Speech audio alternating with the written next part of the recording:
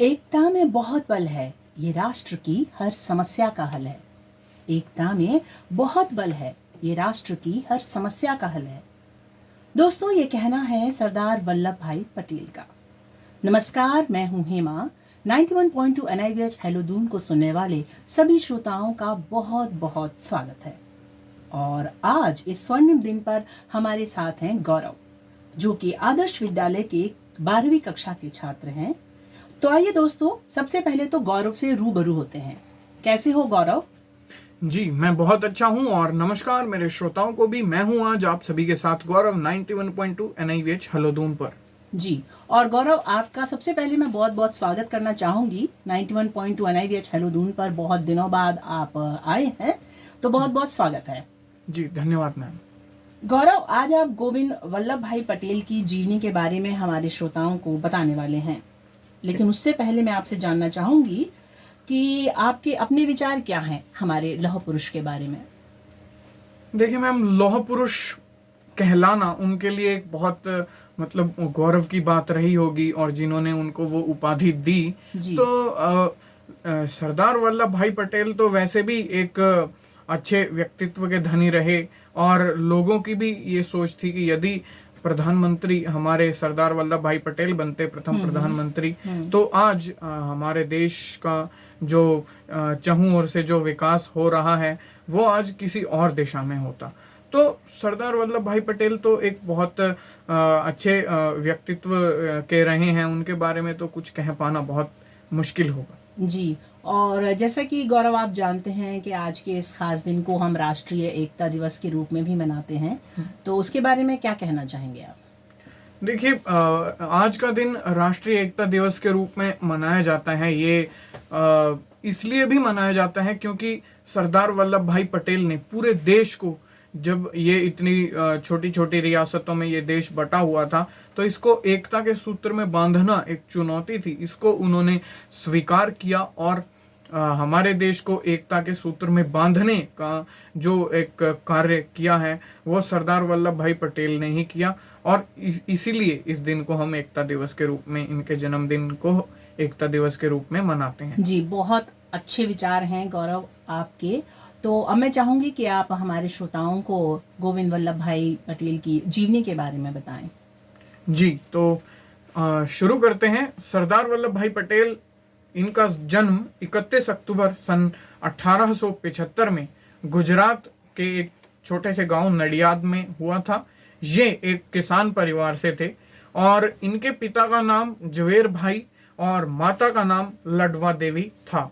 ये अपने भाई बहनों में सबसे छोटे व चौथे नंबर के थे, और सरदार पटेल एक स्वतंत्रता संग्राम सेनानी और आजाद भारत के पहले गृह मंत्री भी थे। स्वतंत्रता की लड़ाई में उनका महत्वपूर्ण योगदान था, जिसके कारण उन्हें भारत का लौह पुरुष भी कहा जाता है। बचपन से ही पटेल कड़ी मेहनत करते थे और ये काफी परिश्रमी थे, और खेती में अपने पिता की सहायता भी ये किया करते थे। ये पेटलाद के NK हाई स्कूल में अपनी पढ़ाई करते थे, और इन्होंने 1896 में अपनी हाई स्कूल की परीक्षा पास की थी। स्कूल के दिनों से ही ये होशियार और विद्वान थे, और घर की आर्थिक स्थिति कमजोर होने के बावजूद भी इनके पिता ने इन्हें कॉलेज भेजने का निर्णय लिया था, लेकिन वल्लभ भाई ने कॉलेज जाने से साफ इनकार कर दिया। इसके बाद लगभग 3 साल तक पटेल अपने घर पर ही थे, और कठिन मेहनत करके जिले स्तर की नेता की परीक्षा की जो तैयारी थी उसमें ये लगे हुए थे, और इन्होंने परीक्षा को बहुत अच्छे और उत्तम अंकों से पास भी किया था, और अपने जिले में एक बैरिस्टर की उपाधि थी उसको प्राप्त किया। साथ में देश सेवा के कार्य में भी ये लगे रहे थे। पटेल एक भारतीय बैरिस्टर के राजनेता थे, और भारतीय राष्ट्रीय कांग्रेस के मुख्य नेताओं में से ये एक थे। साथ ही भारतीय गणराज्य के संस्थापकों में से एक थे, और ये सामाजिक कार्यकर्ता भी थे, जिन्होंने देश की आज़ादी के लिए जो है कड़ा संघर्ष किया था और देश को एकता के सूत्र में बांधने का में काफी महत्वपूर्ण योगदान दिया और उन्होंने भारत को एकता सूत्र में बांधने और आजाद बनाने का सपना देखा और भारत दूसरी जगहों पर भी वे सरदार के नाम से ही जाने जाते थे। सरदार वल्लभ भाई पटेल की शिक्षा का प्रमुख स्रोत स्वाध्याय था। उन्होंने लंदन से बैरिस्टर की पढ़ाई की और उसके बाद पुनः भारत आकर वकालत शुरू कर दी थी। सरदार पटेल ने महात्मा गांधी से प्रेरित होकर स्वतंत्रता आंदोलन में भाग लिया था और सरदार पटेल द्वारा इस लड़ाई में पहला योगदान खेड़ा संघर्ष में दिया गया, जब खेड़ा क्षेत्र सूखे की चपेट में था और वहां के किसानों ने अंग्रेज सरकार से कर में छूट देने की मांग की थी। जब अंग्रेज सरकार ने इसे स्वीकार नहीं किया तो सरदार पटेल, महात्मा गांधी और अन्य लोगों ने किसानों का नेतृत्व किया और उन्हें कर न देने के लिए प्रेरित किया। अंत में सरकार को उन किसानों की जो है मांग स्वीकार करनी पड़ी और झुकना पड़ा और सरकार ने कर में राहत भी दी। दोस्तों, याद दिलाना चाहूंगा, आप मेरे साथ सुन रहे हैं अभी सरदार वल्लभ भाई पटेल की जीवनी। तो आइए आगे चलें।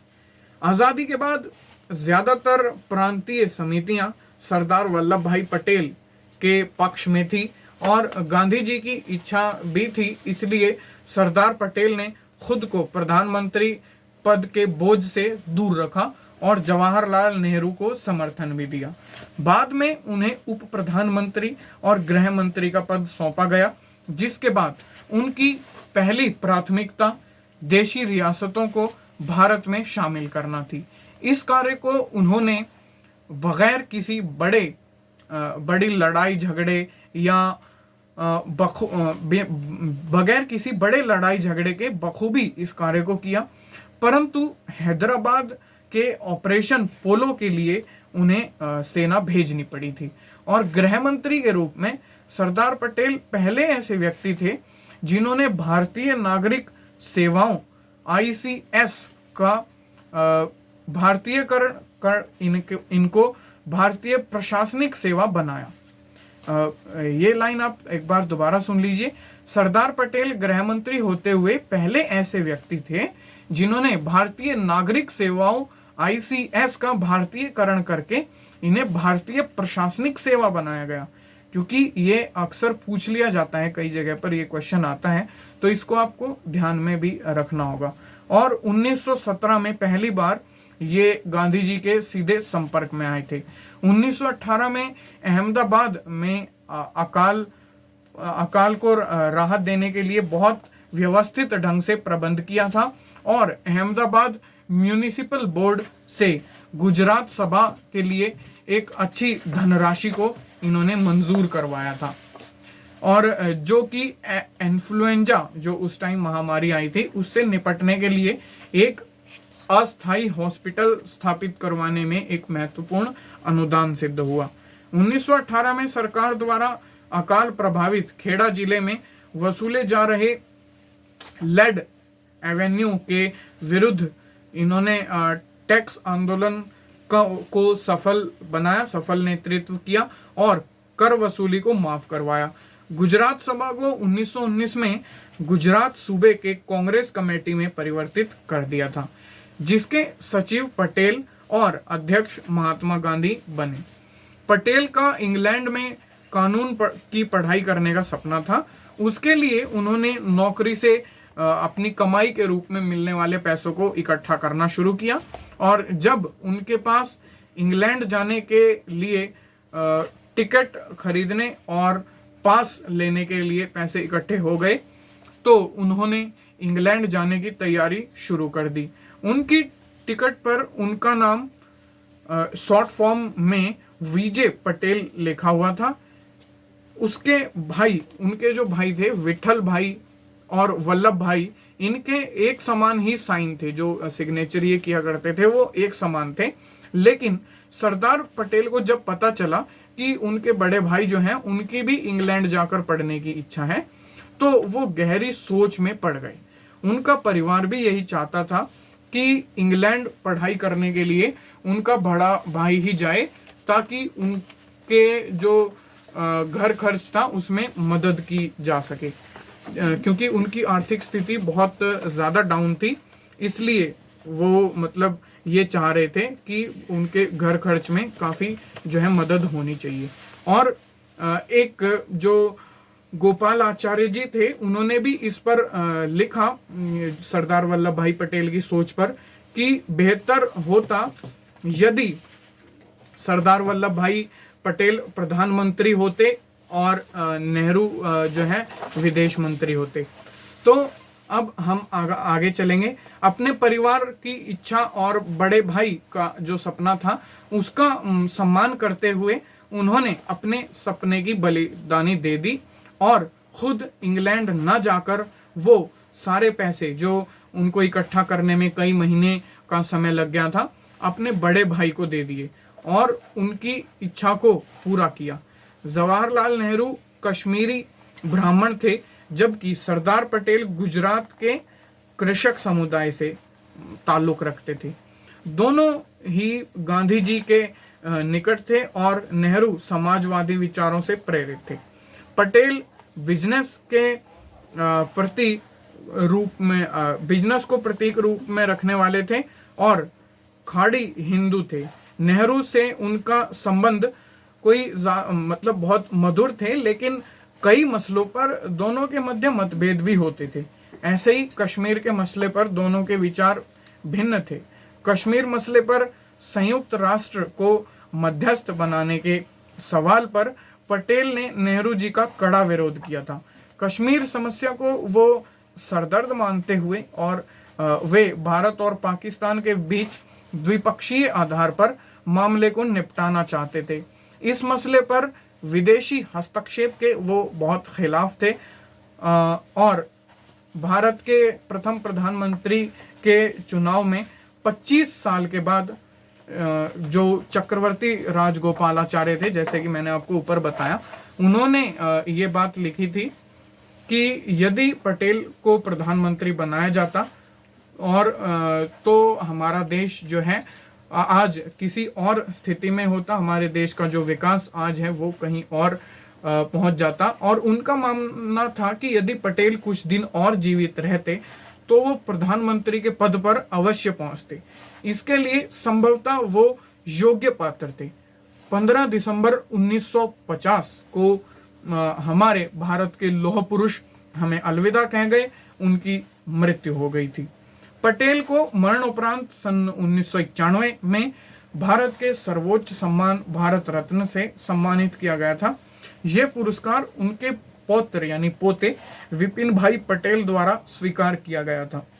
इनके सम्मान में अहमदाबाद के हवाई अड्डे का नामकरण करके सरदार वल्लभ भाई पटेल अंतर्राष्ट्रीय हवाई अड्डा रखा गया और पटेल की 137वीं जन्म जयंती पर 31 अक्टूबर सन 2013 को गुजरात के पूर्व मुख्यमंत्री नरेंद्र मोदी ने गुजरात के नर्मदा जिले में सरदार पटेल के स्मारक का शिलान्यास किया, जिसको हम एकता की मूर्ति यानी स्टैचू ऑफ यूनिटी भी कहते हैं।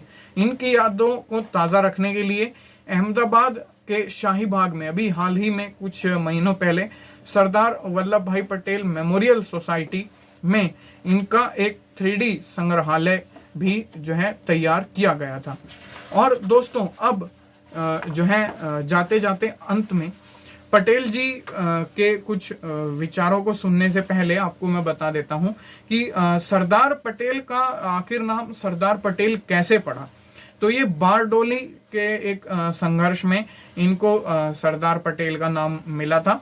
इस कस्बे में सशक्त सत्याग्रह करने के लिए उन्हें पहले बारडोली का सरदार कहा गया और बाद में सरदार के नाम से जाना गया। अब अंत में हम इनसे जुड़े ये कुछ अपने जो अच्छे विचार हैं देश को और देश के लोगों को क्या बताना चाह रहे हैं, कुछ इनके विचार सुन लेते हैं। कि जीवन की डोर तो ईश्वर के हाथ में है, ये कहा करते थे पटेल, जीवन की डोर तो इस ईश्वर के हाथ में है, इसलिए चिंता करने की कोई बात नहीं हो सकती। और कठिन समय में कायर बहाना ढूंढते हैं और बहादुर व्यक्ति रास्ता खोजते हैं। उतावले उत्साह से बड़ा परिणाम रखने की आशा नहीं रखनी चाहिए। हमें अपमान को सहना सीखना चाहिए, करना नहीं। बोलने में मर्यादा मत छोड़ें, क्योंकि अपशब्द बोलना तो कायरों का काम होता है। शत्रु का लोहा भले ही गर्म हो जाए, लेकिन हथौड़ा तो ठंडा रखने के काम में ही आता है। यानी ठंडा रहकर ठंडा हथौड़ा ही सिर्फ रख सकता है। आप हमेशा अच्छे मार्ग पर चलें, इसलिए अच्छा मार्ग, आपकी जो अच्छाइयां हैं वो आपके मार्ग में काफी बाधक सिद्ध हो सकती हैं। इसलिए अपनी आंखों को हमेशा क्रोध से लाल करके रखना चाहिए और अन्याय का मजबूत हाथों से सामना करना चाहिए। तो यही था सरदार वल्लभ भाई पटेल के जीवन के बारे में जो मैंने आपको बताया आज का हमारा आर्टिकल। बहुत बहुत बढ़िया गौरव, आपने इतनी अच्छी अच्छी बातें बताई और सरदार वल्लभ भाई पटेल की जीवनी के बारे में हमारे श्रोताओं को सुनकर बहुत अच्छा लगा होगा। और मैं चाहूँगी कि आप जब स्कूल जाएं अपने साथियों को तो उनके बारे में आप उन्हें भी बताएं, क्योंकि हो सकता है हमारा लाइव प्रोग्राम सभी बच्चे नहीं सुन पाते होंगे। तो आप करेंगे गौरव ऐसा?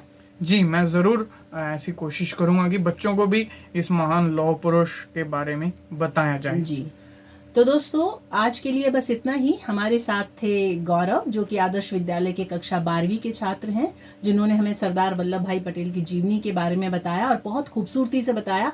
साथ ही उन्हें जहां लगा कि यह महत्वपूर्ण हो सकता है वहां उन्होंने दोबारा से बताने की कोशिश की, जिससे कि लोग ज़रा ध्यान से सुन लें। तो आज के लिए बस इतना ही, फिर मिलेंगे किसी और खास कार्यक्रम में। तब तक के लिए नमस्कार।